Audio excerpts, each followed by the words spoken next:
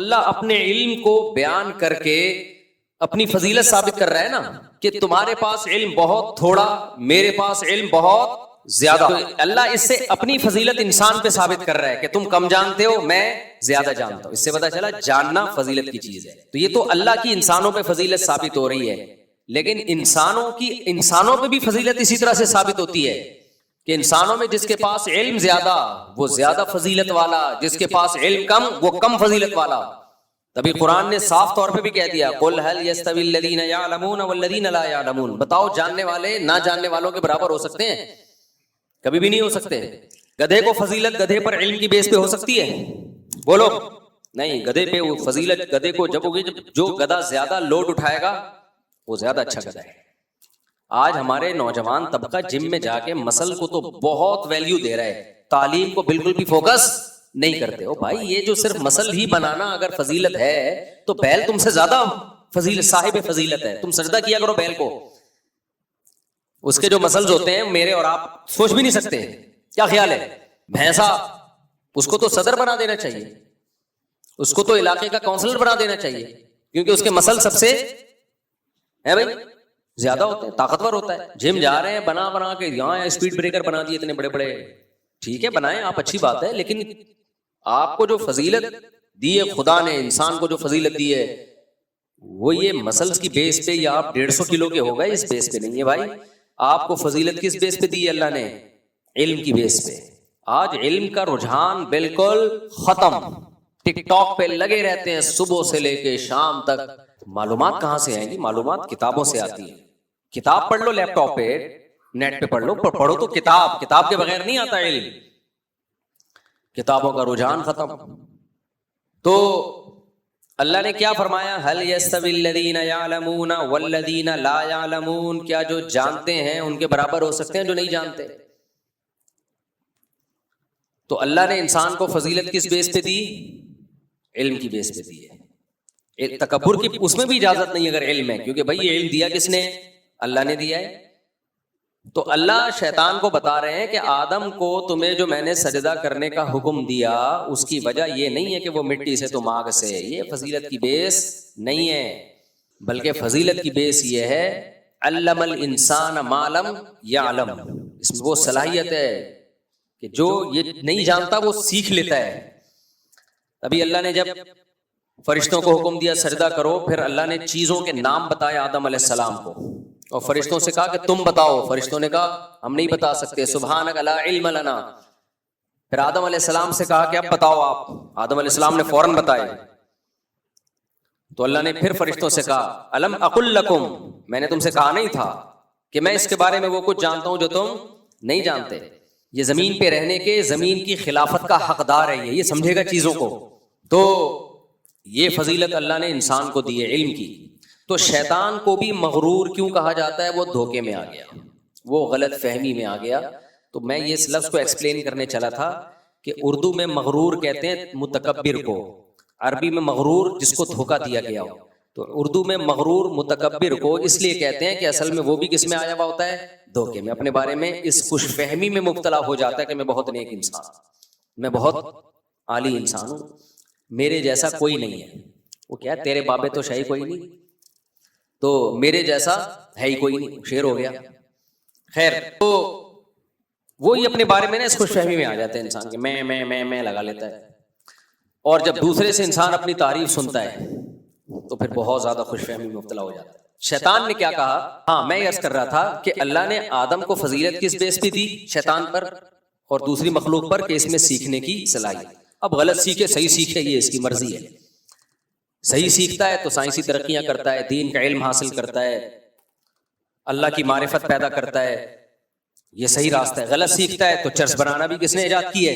انسان نے. کہیں سے انسان گزر رہا تھا، اس نے کوئی پتا کھا کے دیکھا تو دماغ سیٹ ہو گیا، اس نے اسی کے پاؤڈر بنا کے سب کو سیٹنگ پہ لگا دی.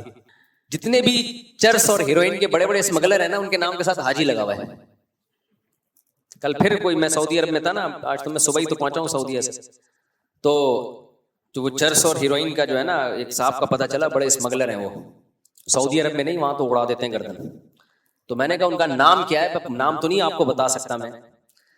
تو وہ بھی حاجی صاحب تھے. فرض کرو ستار بھائی میں ہر ایک کے نام کے ساتھ لگا دیتا ہوں فرض، یعنی حاجی ستار سمجھ لو، حاجی غفار، حاجی ستار. میں نے کہا یار حاجی تو ہٹوا دو یار، حاجی تو ہٹوا. تو اب انسان کو اللہ نے نالج دی ہے، وہ اسی نالج کی بیس پہ آگے بڑھتا ہے. کہاں سے کہاں پہنچ گیا، کہاں سے کہاں پہنچتا جا رہا ہے، ترقی کرتا جا رہا ہے. کوئی اللہ کی معرفت میں آگے بڑھ رہے ہیں، کوئی اللہ کی مخالفت میں آگے بڑھ رہے ہیں. تو اللہ نے بول دیا بھائی ٹھیک ہے، اما شاکرن و اما کفور. ان میں کچھ نیک ہوں گے، کچھ برے ہوں گے. بروں کے لیے میں نے جہنم کی آگ بنائی ہے، نیک لوگوں کے لیے میں نے جنت کے باغات بنائے ہیں. تمہاری مرضی جس میں جانا چاہو. بتا دیا اس نے سب کچھ، ہمیں سیدھا راستہ بھی بتا دیا اور غلط راستہ بھی بتا دیا. سیدھا راستہ زنا سے بچنے کا راستہ، نماز پڑھنے کا راستہ، ماں باپ کی فرما برداری، رشتہ داری جوڑنا. اسلام کے بیسک احکام بہت ایزی ہیں، آسانی سے سمجھ میں آتے ہیں. یہ تو لوگ اسکالرس کو سن سن کے نا کھوپڑی خراب ہو رہی ہے ان کی، پیچیدہ بنا رہے ہیں اسلام.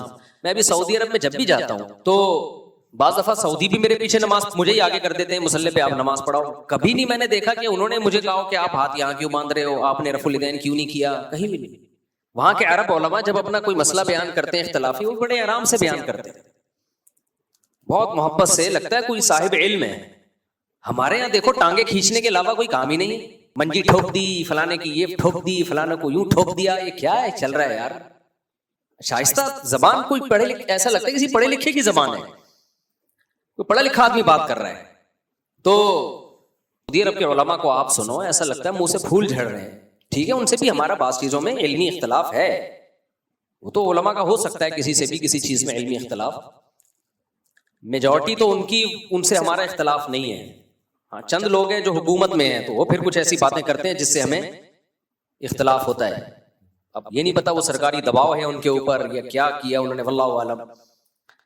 لیکن بہرحال جو بھی ہو، وہ ان کی باتوں میں، ان کے بیانات میں اصلاح کا عنصر غالب ہوتا ہے. اخلاق سیکھتا ہے انسان ان سے. ہمارے یہاں نہیں ہے ایسا. ابھی جب سعودی ایئر لائن میں آپ کو پتہ ہے نماز کی جگہ ہے، جتنے وہ کریو تھے اس کے اندر آ گئے فجر کے ٹائم پہ، تو مجھے انہوں نے آگے کیا نماز کے لیے، وردی میں تھے. مجھے بڑا اچھا لگا یہ منظر کہ عام طور پہ جہازوں میں ایسے جماعت کا تو سوال ہی پیدا نہیں ہوتا. جب میرے ساتھ جو سفر میں بیٹھے ہوئے تھے وہ کہہ رہے تھے سعودی لوگ نماز نہیں پڑھتے. میں نے کہا یہ تو نماز پڑھتے ہیں یار. کہتے ہیں نہیں پڑھتے آج کل خراب. میں گیا ہوں تو فجر پڑھنے کے لیے، تو وہاں پورا کمرہ تھا سارے، وہ مجھے تو لگ رہا تھا کو پائلٹ، یعنی جو سینئر پائلٹ تھا وہ تو جہاز سنبھالا ہوا تھا، یا اس کے ساتھ جو دوسرا ہوگا، باقی جو عملہ تھا وہ تو آیا ہوا تھا. مجھے دیکھا داڑھی ہے آگے کر دیا نماز کے لیے. تو ان لوگوں میں یہ چیز نہیں ہے. آپ رفع الیدین کریں نہیں کریں، زور سے آمین کہیں، آہستہ آمین کہیں، کوئی ہاتھ یہاں باندھ رہا ہے، کوئی ادھر باندھ رہا ہے، کوئی ہاتھ چھوڑ رہا ہے. ایک ہی صف میں ایک آدمی ہوگا ہاتھ چھوڑ رہا ہوگا، ایک ہی صف میں ہاتھ باندھا ہوا ہوگا.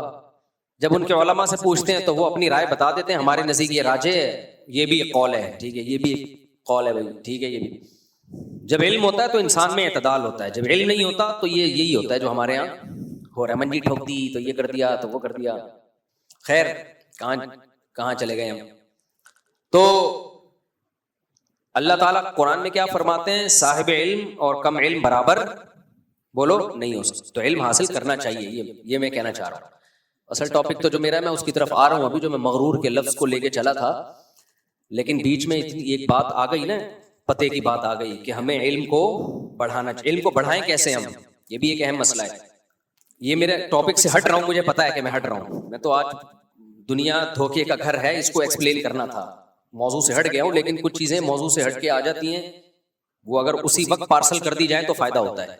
دیکھو علم کے لیے نا، علم کے لیے سب سے پہلے آپ زبان سیکھتے ہیں. آپ کو پتا ہے ہر بچے کو شروع میں اے فار ایپل، الف سے انار، بے سے بکری، یا بے سے بابا، یا کچھ بھی سکھا دو آپ، بے سے، B for balloon, C for Kate.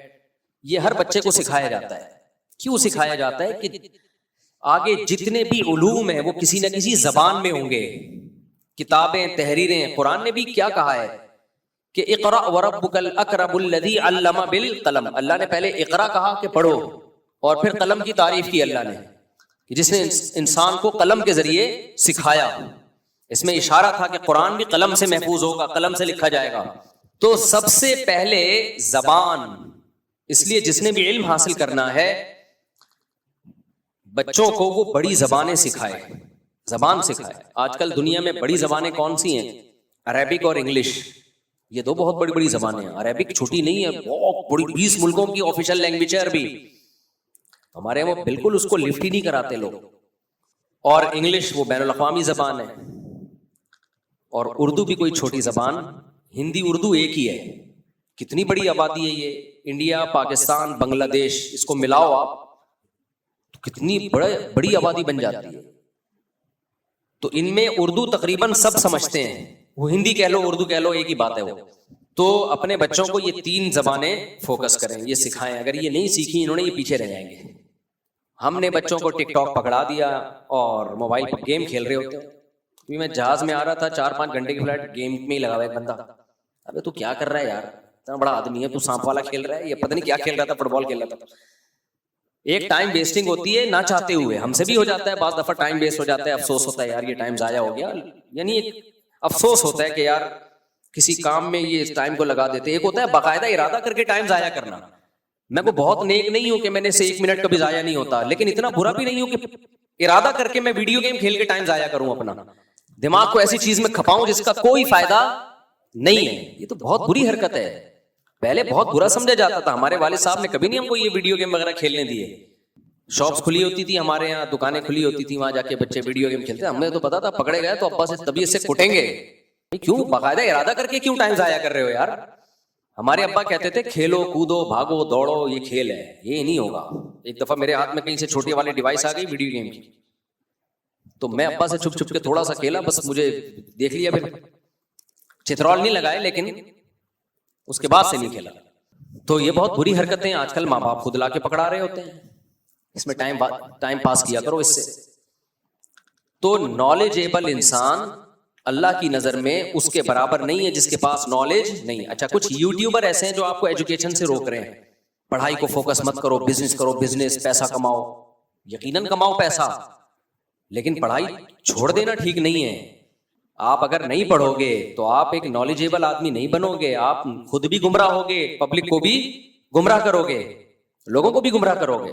پتہ ہی نہیں ہوگا آپ کو, ماضی سے آپ کا کوئی لنک نہیں ہوگا. جو اگر آپ نے ہسٹری نہ پڑھی ہوئی ہو تو آپ کو کیا پتا کہ پہلے کیا غلطیاں ہو سکتی ہیں, آئندہ ہم نے وہ حکومتیں کیسے تباہ ہوتی ہیں, کیسے حکومتیں بنتی ہیں, کیسے ہمارا ماضی کیا رہا ہے. وہ گائیڈ نہیں کر سکتا وہ آدمی لوگوں کو جس کے کو ہسٹری کا علم نہ ہو. تو بچوں میں شوق پیدا کریں پڑھائی کا. خیر